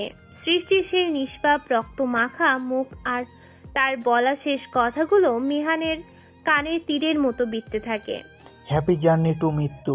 বিল্লা যখন তার হাতের লোহার রডটা সজোরে মিহানের মাথায় নামিয়ে আনতে যাবে, ঠিক তখনই মিহান বাজ পাখির মতো ক্ষিপ্ততায় চোখ মেলে তাকায়। এক নিমিষে সে পাশ কাটিয়ে বাম হাত দিয়ে বিল্লার সেই লোহার রডটা খপ করে ধরে ফেলে। বিল্লা অবাক হওয়ার সুযোগ পায় না। মিহান তার শরীরের সমস্ত শক্তি ডান হাতের মুঠোয় জমা করে বিল্লার মুখে এক সজোরে ঘুষি মারে। ঘুষির চোটে বিল্লা ছিটকে গিয়ে অনেক দূরে মেঝেতে পড়ে যায়। মিহান টলতে টলতে উঠে দাঁড়ায়। তার চোখে এখন মৃত্যুর শীতলতা। সে মাটি থেকে সেই লোহার রডটা কুড়িয়ে নেয় এবং বিল্লার কাছে গিয়ে দাঁড়ায়। তোর জন্য আমার সাজানো জীবনটা ছারখার হয়ে গেছে। তোদের মতো পিশাচরা এই পৃথিবীতে থাকার যোগ্য নয়। আজ তোর মৃত্যু কেউ আটকাতে পারবে না। মিহান রড দিয়ে বিল্লার পায়ে সজোরে আঘাত করে। ঘাড় ভাঙার মর্মর শব্দে পুরো বাড়ি কেঁপে ওঠে। বিল্লার যন্ত্রণায় আকাশ ফাটানো চিৎকার দেয়। মিহান এবার বিল্লাকে টেনে তুলে ফ্লোরের সাথে সজোরে আছাড় মারে। আছাড়ের চোটে বিল্লার কোমরের হাড় ভেঙে চুরমার হয়ে যায়। সে আর নড়াচড়া করতে পারে না, কেবল মাটিতে গড়াগড়ি করে কাতরাতে থাকে। কিং, আমাকে এবারের মতো ছেড়ে দাও, আমি তোমার পায়ে পড়ি, আমাকে এবারের মতো জীবন ভিক্ষা দাও। তুই কাউকে জীবন ভিক্ষা দিয়েছিস কোনোদিন? দয়া শব্দটা তোর অভিধানে নেই, আজ আমার কাছেও নেই। মিহান তার পকেট থেকে সেই তীক্ষ্ণ ছুরি বের করে সে পরম ঘৃণা ভরে বিল্লার পুরুষ অঙ্গটি কুচি কুচি করে কেটে ফেলে। বিল্লা ব্যথার জ্বালায় উন্মাদের মতো চিৎকার করছে। রক্তে ফ্লোর ভেসে যাচ্ছে। মিহান থামে না। বিল্লার এই ছটফটানি দেখে মিহান শব্দ করে হাসতে থাকে।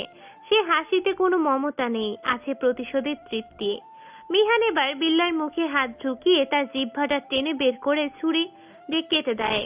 বিল্লা এখন আর চিৎকার করতে পারছে না, কেবল কই মাছের মতো ডাঙায় উঠে লাফাচ্ছে। মিহান তার ছুরি দিয়ে বিল্লার মাথাটা দেহ থেকে আলাদা করে ফেলে। আক্রোশ এতই বেশি যে সে মৃত বিল্লার বুকেও বারবার ছুরি চালাতে থাকে। তোর কত বড় কলিজা হয়েছিল কুত্তার বাচ্চা! আমার সাজানো পৃথিবী ভেঙেছিস তুই। সেই সময় সাইরেন বাজিয়ে পুলিশ দল বলের আস্তানায় ঢুকে পড়ে। তারা দ্রুত সব মেয়ের হাতের বাঁধন খুলে দেয়। মেঘলা এক কোণে জড়সড় হয়ে বসেছিল। মিহানের এই ভয়ঙ্কর রূপ দেখে সে ভয়ে কুঁকড়ে যায়। যে শান্ত ছেলেটাকে সে চিনতো, তার ভেতর এখন এমন এক অসুর লুকিয়ে আছে তা সে কল্পনাও করতে পারেনি। ওসি সাহেব এগিয়ে এসে মিহানের কাঁধে হাত রাখেন। কিং, থামো এবার, ও তো মারা গেছে, তাও কেন পাগলামি করছো? ওকে মুক্তি দাও। মিহান স্থির হয়ে দাঁড়িয়ে থাকে। তার হাত থেকে রক্ত মাখা ছুরিটা পড়ে যায়। কিং, তোমাকে যত ধন্যবাদ দেব তাও কম হবে। তোমার জন্য আজ এই শহরের নারীরা শান্তিতে আছে। আজ এতগুলো মেয়েকে তুমি বাঁচিয়েছো, কিন্তু কিং, তোমার ভেতরে কিসের এত কষ্ট? কেন তুমি আজ এই রক্তমাখা পথে? আশা করছি আজ তুমি আমাদের কাছে সবটা বলবে। আমার বুকে খুব ব্যথা স্যার। আমি যদি বুক চিরে দেখাতে পারতাম যে ভেতরে কত ক্ষত। তবে শুনুন আমার গল্প। আজ থেকে 2 বছর আগে সৃষ্টি নামের একটি মেয়ে ছিল আমার জীবনে। ও আমার ভালোবাসার মানুষ ছিল। সৃষ্টির মনটা ছিল কাচের মতো স্বচ্ছ। ও যেখানে অন্যায় দেখতো সেখানেই প্রতিবাদ করত। একদিন এই বিল্লা একটি মেয়েকে তুলে নিয়ে ধর্ষণ করে। ভয়ে কেউ মুখ খোলেনি, কিন্তু সৃষ্টি একাই রুখে দাঁড়ায়। ও বিল্লার বিরুদ্ধে সব প্রমাণ জোগাড় করে আদালতে যাওয়ার প্রস্তুতি নেয়। যেদিন ও কোর্টে যাবে সেদিন সবার চোখের সামনে বিল্লার লোকেরা সৃষ্টিকে নির্মমভাবে হত্যা করে। এত মানুষ ছিল সেখানে, কিন্তু কেউ ওকে হাসপাতালে নেওয়ার সাহস দেখায়নি। সবাই শুধু দাঁড়িয়ে তামাশা দেখেছে। আমি খবর পেয়ে যখন পৌঁছাই, দেখি সৃষ্টি রক্তে ভাসছে। আমি ওকে জড়িয়ে ধরে চিৎকার করছিলাম। সৃষ্টি শেষ নিঃশ্বাস ত্যাগের আগে আমাকে বলে গিয়েছিল, মিহান, আমাদের দেশে ধর্ষণকারীদের বিচার হয় না, তুমি ওদের বিরুদ্ধে রুখে দাঁড়াবে, এই আমার শেষ ইচ্ছা। সেদিন আমি কথা দিয়েছিলাম আমি কিং হব, আমি ওদের জমদূত হব। মিহানের কথা শুনে ওসির চোখ ভিজে ওঠে। উপস্থিত পুলিশ আর মেয়েরা সবাই নীরব হয়ে যায়। মেঘলা দূর থেকে চোখের জল মুছে কৃতজ্ঞ দৃষ্টিতে মিহানের দিকে তাকিয়ে থাকে। সত্যি এটা খুবই দুঃখজনক। আচ্ছা কিং, তুমি সবার সামনে কেন আসো না? আমার খুব ইচ্ছে তোমার মতো একজন মহান মানুষের মুখটা দেখার। কিং এর রহস্য থেকে যাবে স্যার। কিং কোনোদিন সবার সামনে আসবে না। আপনারা এদের সবাইকে নিরাপদে নিয়ে। মিহান ফুল স্পিডে বাইক চালাচ্ছে। বাতাসের ঝাপটা তার চোখে লাগছে, আর মনের ভেতর সৃষ্টির সেই শেষ হাসিটা বারবার ফিরে আসছে। তার মাথায় তখন রাজ্যের স্মৃতি ঘুরপাক খাচ্ছে। হঠাৎ একটি ব্রিজের উপর দিয়ে যাওয়ার সময় মিহান নিজের ভারসাম্য হারিয়ে ফেলে। বাইকটি নিয়ন্ত্রণ হারিয়ে ব্রিজের রেলিং ভেঙে সরাসরি নিচের গভীর নদীতে পড়ে যায়। নদীর জলের শব্দ আর অন্ধকারের মাঝে হারিয়ে যায় শহরের সেই ক্রাশিত ভ্রাতা কিং। পুলিশ গাড়ি থামিয়ে নিচে তাকায়, কিন্তু কেবল জলের ঢেউ ছাড়া আর কিছুই দেখা যায় না। গল্পটি আবির হাসান নিলয়ের লেখা, তাই কেউ কপি করার আগে অনুমতি নিন। মিঠুন স্টোরি চ্যানেলে গল্পটি প্রকাশিত হয়েছে। ইহানকে চোখের সামনে সেই উত্তাল নদীতে ঝাঁপিয়ে পড়তে দেখে ওসির হাড় হিম হয়ে যায়। তিনি তৎক্ষণাৎ গাড়ির ব্রেক কষেন। গাড়ি থামার সাথে সাথে ওসি আর কয়েকজন পুলিশ কনস্টেবল নিচে নেমে আসেন। তারা ব্রিজের রেলিং ধরে টর্চের আলো ফেলে চারিদিকে পাগলের মতো খুঁজতে থাকেন, কিন্তু নদীর স্রোত আর আজ বড় বেশি উথাল, আর কুচকুচে কালো অন্ধকারের জন্য নিচে কিছুই পরিষ্কার দেখা যাচ্ছে না। একটু পরে মেঘলাও গাড়ি থেকে টলতে টলতে নেমে আসে। ব্রিজের ওপর দাঁড়িয়ে সে নদীর কালো জলের দিকে তাকিয়ে চিৎকার করে কাঁদতে শুরু করে। তার সেই বুক ফাটা আর্তনাদে রাতের নিস্তব্ধতা খা খা করে ওঠে। ম্যাডাম, দয়া করে শান্ত হন। আমরা ডুবুরি দল ডাকছি, আমরা কিছু একটা ব্যবস্থা করছি। কিন্তু মেঘলা কোনো কথা শোনার মতো অবস্থায় নেই। সে দুই হাতে ব্রিজের রেলিং আঁকড়ে ধরে গগন বিদারে চিৎকার দিতে থাকে। সে জানে এই নিষ্ঠুর সমাজে তার একমাত্র রক্ষাকর্তা এই অতল জলে তলিয়ে গেছে। সেই রাত থেকে শুরু করে পরের কয়েকদিন পর্যন্ত পুলিশ নদীর প্রতিটা বাঁকে, চর এলাকায় আর ঝোপঝাড়ে মিহানকে খুঁজে বেড়ায়, কিন্তু মিহান বা তার বাইক কোনো কিছুরই হদিশ পাওয়া যায় না। শেষমেশ পুলিশ আর ডুবুরির দল হাল ছেড়ে দেয়। সবার মনে এক আশঙ্কায় দানা বাঁধে। মিহান আর বেঁচে নেই। নদীর তীব্র স্রোত হয়তো তাকে অনেক দূরে ভাসিয়ে নিয়ে গেছে, অথবা পলি মাটির নিচে তার দেহ চাপা পড়েছে। পরদিন সকালে পুরো শহরে শোকের কালো ছায়া নেমে আসে। খবরের কাগজ থেকে শুরু করে সোশ্যাল মিডিয়া সবখানে একটাই খবর, কিং আর নেই। শহরের সাধারণ মানুষ এই খবরটা বিশ্বাসই করতে পারে না। যে মানুষটি তাদের ঘরের মেয়েদের জন্য নিজের জীবন বাজি রেখেছিল, সে এইভাবে হারিয়ে যাবে। শহরের প্রতিটি অলিতে গলিতে মানুষ কিং এর জন্য চোখের জল ফেলে। প্রতিটি নারী আজ নিজেকে আবারও অসহায় ভাবতে শুরু করে, কিন্তু নিয়তির বিধান সবাইকে মেনে নিতেই হয়। দেখতে দেখতে 2 মাস কেটে যায়। মেঘলা এখন আর সেই প্রণচ্ছল্য মেয়েটি নেই। সে সারা দিন একটি অন্ধকার রুমের ভেতর নিজেকে বন্দী করে রাখে। ঠিক মতো খাওয়া দাওয়া করে না, কারোর সাথে কথা বলে না। কান্নায় তার চোখের নিচে গভীর কালো দাগ পড়ে আছে। রাতের পর রাত সে জেগে থাকে আর চোখের জলে বালিশ ভিজিয়ে ফেলে। মিহানের মৃত্যু সে কোনোভাবেই মেনে নিতে পারছে না। সেই দিন থেকেই সে মিহানকে নিজের হৃদয়ে জায়গা দিয়েছে। যেদিন মিহান নিজের জীবনে ঝুঁকি নিয়ে তাকে বাঁচিয়েছিল, কিন্তু মিহানকে সেই কথা বলার সুযোগ সে আর পায়নি। মা দেখো, আমার কিং এসেছে। ওই দেখো, মিহান ফিরে এসেছে। এই যে দেখো, ও আমার সামনে বসে আছে। দেখো মা, তোমাকে দেখেও কেমন লজ্জা পাচ্ছে। মেঘলার মা রুমে ঢুকে দেখেন মেঘলা একটি বালিশকে কোলে নিয়ে নিবিড় ভাবে কথা বলছে। সে বালিশটাকে মিহান মনে করে হাসছে আর গল্প করছে। মেয়ের এমন মানসিক অবস্থা দেখে মায়ের চোখ থেকে টপ টপ করে জল ঝরতে থাকে। মেঘলার পাগলামি দিনে দিনে নিয়ন্ত্রণের বাইরে চলে যায়। নিরুপায় হয়ে তার বাবা মা তাকে উন্নত চিকিৎসার জন্য দেশের নামকরা এক হাসপাতালে নিয়ে যান। দীর্ঘ 6 মাস চিকিৎসার পর মেঘলা অনেকটাই সুস্থ হয়ে ওঠে। এখন সে আর আগের মতো মিহানকে নিয়ে পাগলামি করে না, কিন্তু তার হৃদয়ের মণিকোঠায় মিহানের অস্তিত্ব আগের মতোই অমলিন। সে এখন তাদের বিশাল বিজনেস সাম্রাজ্যের দেখাশোনা শুরু করেছে। তার চেহারায় এখন এক গাম্ভীর্য আর আভিজাত্য। কিং এর মৃত্যুর পর 1 বছর পার হয়ে গেছে। এই 1 বছরে শহরের মানুষ কিং এর কথা ভুলতে শুরু করেছে, আর সেই সাথে অপরাধীর ভয়ও কমে গেছে। আবারও দিন দুপুরে অনেক মেয়ে অপহরণ হচ্ছে। শহর জুড়ে ধর্ষণের ঘটনা বেড়ে গেছে। আবারও সেই পুরনো কালো ছায়া শহরকে গ্রাস করেছে। ঠিক একদিন হঠাৎ করেই শহরের এক অন্ধকার গলিতে পাওয়া যায় এক পুরুষের বিভৎস লাশ। তার বিশেষ অঙ্গটি কাটা এবং পিঠের চামড়া চিরে লেখা কিং ইজ ব্যাক। খবরটি দাবানলের মতো সারা শহরে ছড়িয়ে পড়ে। অপরাধী আর বখাটেদের মনে আবারও থরথর করে কম্পন শুরু হয়। খবরটা মেঘলার কানে পৌঁছাতেও দেরি হয় না। মেঘলা তার অফিসের চেয়ারে বসে খবরটা শুনে শিউরে ওঠে, তবে তার ঠোঁটের কোণে এক চিলতে হাসি দেখা দেয়। আমার বিশ্বাস ছিল মিহান, তুমি এত সহজে মরতে পারো না, কিন্তু তুমি এখন কোথায়? যেখানেই থাকো আমি তোমাকে খুঁজে বের করবই। মেঘলা যখন নিজের চিন্তায় মগ্ন, তখন তার ম্যানেজার দরজায় কড়া নাড়েন। ম্যাডাম, ভেতরে আসতে পারি? হ্যাঁ, আসুন। ম্যাডাম, কালকে আমাদের কোম্পানির সাথে দেশের সবচেয়ে বড় মাল্টিন্যাশনাল কোম্পানির একটা বিশাল ডিল ফাইনাল হবে।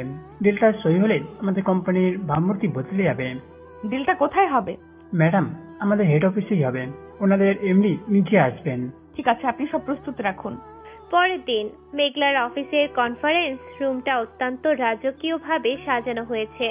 অন্য কোম্পানির লোকজন ডিল ফাইল নিয়ে সময় মতো হাজির হয়।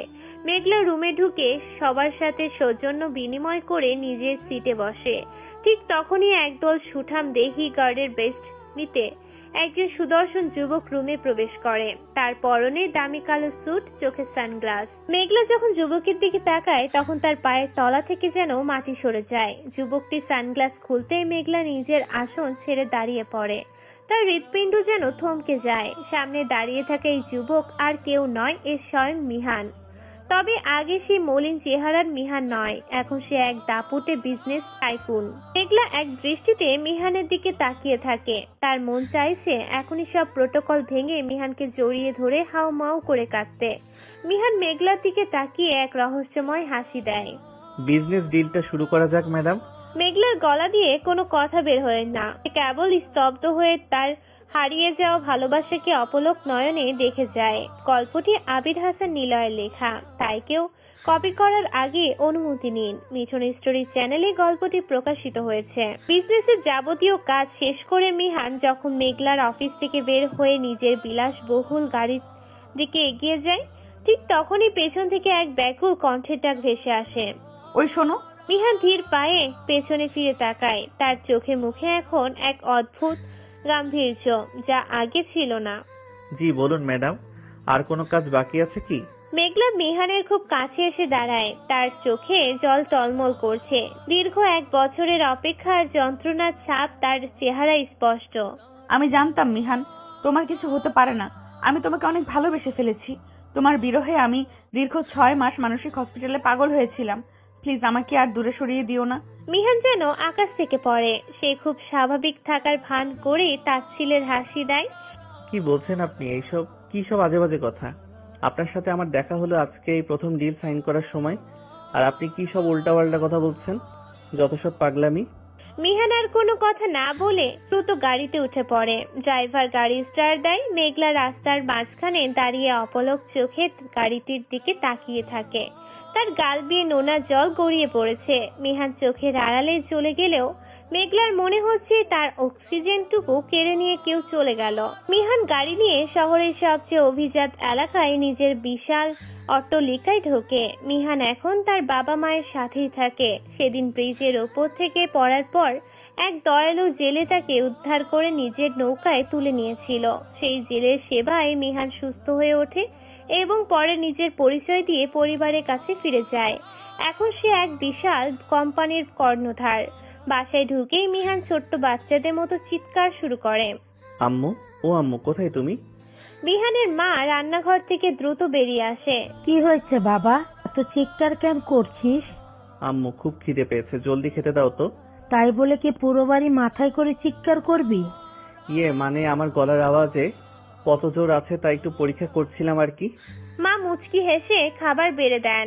মিহান তৃপ্তি সহকারে খেয়ে নিজের ঘরে চলে যায়। বিকেলে সে শহরের এক শান্ত পার্কে একা বসেছিল। ঠিক তখনই মেঘলা তাকে খুঁজতে খুঁজতে সেখানে হাজির হয়। মেঘলা গাড়ির থেকে নেমে হন্তদন্ত হয়ে মিহানের সামনে এসে দাঁড়ায়। কেন এরকম করছো মিহান? আমাকে দয়া করে মাফ করে দাও। যেদিন থেকে তুমি আমার জীবন বাঁচিয়েছো সেদিন থেকেই মনের অজান্তেই তোমাকে ভালোবেসে ফেলেছি। প্লিজ আমাকে ফিরিয়ে দিও না। তোমাকে ছাড়া আমি বাঁচবো না। দেখুন ম্যাডাম, কে আপনি? আমি আপনাকে আগে কোনো দিন দেখিনি। আপনি কি সবসময় এমন উল্টাপাল্টা কথা বলেন? দ্বিতীয়বার যেন আমার সামনে আপনাকে না দেখি, নইলে আমার থেকে খারাপ আর কেউ হবে না। মিহান গটগট করে হেঁটে চলে যায়। মেঘলা পাথরের মতো সেখানে দাঁড়িয়ে থাকে। সন্ধ্যায় ডাইনিং টেবিলে মিহানের বাবা বিয়ের প্রসঙ্গ তোলেন। কিরে বাপ, নতুন অফিস কেমন লাগছে তোর? হ্যাঁ আব্বু, খুব ভালো। ভাবছি তোর বিয়ের জন্য এবার একটা ভালো দেখে পাত্রী দেখবো। তোর মাও তা চায়। মিহান, তোর কোনো পছন্দ থাকলে নির্দ্বিধায় বলতে পারিস। আমরা তোর অমতে কিছু করব না। কি যে বলো না তোমরা, আমি এখন কোনো বিয়ে শাদী করবো না। মিহান তাড়াতাড়ি খাওয়া শেষ করে নিজের ঘরে চলে আসে। পেছনে তার মা বাবা তার এই কাণ্ড দেখে হাসাহাসি করতে থাকেন। রাতে মিহান জানালার পাশে বসে সৃষ্টির কথা ভাবে। হঠাৎ এক তন্দ্রাচ্ছন্ন অবস্থায় সে সৃষ্টির কণ্ঠ শুনতে পায়। আচ্ছা মিহান, আর কয়দিন এভাবে একা একা জীবন পার করবে? জানি না সৃষ্টি, কিন্তু তোমার স্মৃতি বুকে জড়িয়ে আমি সারা জীবন কাটিয়ে দিতে চাই। আমার একটা কথা রাখবে? তোমার কোনো কথা কি আমি আজ পর্যন্ত ফেলেছি? বলো, কি বলতে চাও? আগে কথা দাও রাখবে। তুমি একটা বিয়ে করো আর সুন্দর করে সংসার করো। আমি চাই তুমি সুখে থাকো। সৃষ্টির অশরীরী কণ্ঠস্বর মিলিয়ে যায়। পরদিন সকালে মিহানের ঘুম ভাঙে ফোনের কর্কশ শব্দে। ফোন রিসিভ করতেই অপর প্রান্ত থেকে খবর আসে যে মেঘলা বিষ খেয়েছে। মিহান আর এক মুহূর্ত দেরি করে না, না খেয়েই পাগলের মতো হাসপাতালের দিকে ছোটে। কেবিনে ঢুকে দেখে মেঘলা স্নান হয়ে শুয়ে আছে। মিহানকে দেখে শেখ অভিমান করে মুখ ঘুরিয়ে নেয়। পাগল হয়েছো নাকি মেঘলা? এখন যদি তোমার কিছু হয়ে যেত তবে কি হতো? কেন এসেছো এখানে? চলে যাও। তুমি তো আমাকে ভালোবাসো না। ভালো না বাসলে কি এই অসময়ে কেউ হাসপাতালে ছুটে আসে? তাহলে আমাকে এতদিন এত কষ্ট কেন দিলে? তুমি কি আমাকে কম কষ্ট আর অপমান করছিলে ভার্সিটিতে? সব তো শোধ করে দিলাম। আচ্ছা যাও, আর তোমাকে কোনোদিনও কষ্ট দেব না, আর তুমিও আমাকে কোনোদিন ছেড়ে যাবে না। মিহান মুচকে আসে। মাস দুয়েক পর তাদের ধুমধাম করে বিয়ে হয়। বাসুরাতে মিহান ঘরে ঢুকলে মেঘলা তাকে সালাম করে। বেঁচে থাকো, সারা জীবন আমার পাশে থেকো। আর এখন আমি খুব ক্লান্ত, আমি ঘুমাবো। আমাকে একদম বিরক্ত করবে না। ঘুমাবে মানে? আজকে আমাদের বাসর রাত, আর আমরা একটু ডান্স করব, তারপর রোম্যান্স করব, তারপর অনেক গল্প করব, তারপর না হয় ঘুমাবো। মেঘলা মিহানের সাথে গানের তালে তাল মিলিয়ে নাচতে শুরু করে। এক পর্যায়ে সে মিহানকে ধাক্কা মেরে বিছানায় ফেলে দিয়ে তার বুকের উপর শুয়ে পড়ে। তাদের মুখ এখন খুব কাছাকাছি। মেঘলা গভীর আবেগে মিহানের ঠোঁটে নিজের ঠোঁট ডুবিয়ে দেয়। 5 বছর পর সকালবেলা মিহানের ছোট্ট মেয়ে মিমি দৌড়ে মেঘলার কাছে আসে। মাম্মা, ও মাম্মা। কি হয়েছে মা? মাম্মা, বাবা আমাকে আবার বকা দিচ্ছে, তুমি বাবাকে মেরে দাও। ও আবার তোমাকে বকা দিয়েছে? দাঁড়াও, আজকে ওর একদিন কি আমার একদিন। মেঘলা রান্নাঘর থেকে ঝাড়ু হাতে নিয়ে ঘরে ঢুকে। মিহান ল্যাপটপে অফিসের কাজ করছে। কোনো কথা ছাড়াই মেঘলা ঝাড়ু দিয়ে মিহানকে একটা বাড়ি মারে। আউ, কি করছো? ব্যথা পাচ্ছি তো। ব্যথা পাওয়ার জন্যই তো মারছি। কিন্তু আমি করেছিটা কি? তুমি আবার মিমিকে বকা দিয়েছো কেন? এই রে, পাজি মেয়েটা মনে হয় সব বলে দিয়েছে। মিহান হঠাৎ মেঘলার পেছনের দিকে তাকিয়ে নাটকীয় ভাবে চিৎকার দেয়। ওই দেখো মেঘলা, তোমার পেছনে বড় একটা তেলাপোকা। মেঘলা ভয় পেয়ে পেছনে তাকিয়েই মিহান এক দৌড়ে ঘর থেকে পালায়। মেঘলাও ঝাড়ু নিয়ে তার পেছনে দৌড়ায়। সারা বাড়ি দৌড়াদৌড়ি করে মিহান তার মায়ের পেছনে গিয়ে লুকায়। আম্মু দেখো, তোমার আদরের বৌমা আমাকে ঝাড়ু দিয়ে মারছে। কি হয়েছে মা? আম্মু আপনি সরুন, ও আজকে মিমিকে অকারণে বকা দিয়েছে। কি? ও আজকেও মিমিকে বকা দিয়েছে? তাহলে ওকে বেশি করে পেটা। হাই কপাল, শাশুড়ি আর বৌমা এখন এক হয়ে গেছে। তাহলে ধরা পড়লে তো আজ আমার হাড়গোড় থাকবে না। মিহান এক দৌড়ে বাসার বাইরে চলে যায়। এভাবেই মিহান আর মেঘলার 4 বছরের মেয়ে মিমিকে নিয়ে দুষ্টু মিষ্টি সুখের সংসার চলতে থাকে।